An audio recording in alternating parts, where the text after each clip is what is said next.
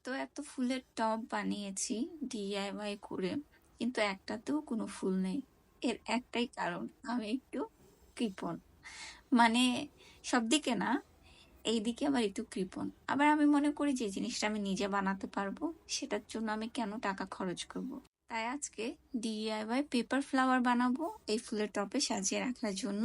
আর এরই সাথে আমার পঞ্চম চ্যালেঞ্জ, ইজি ফ্লাওয়ার মেকিং আইডিয়াও শেয়ার করা হয়ে যাবে। এরকম আরো অনেক সহজ সহজ ফুল আছে যেগুলো কাগজ দিয়ে তোমরা চাইলে সহজেই বাসায় বানাতে পারো।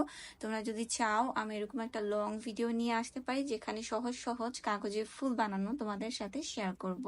এরকমটা চাইলে অবশ্যই কমেন্টে জানাও।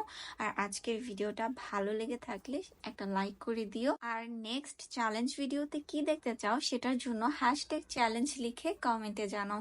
আজকের মতন এই পর্যন্তই, দেখা হবে নতুন ভিডিওতে। টাটা।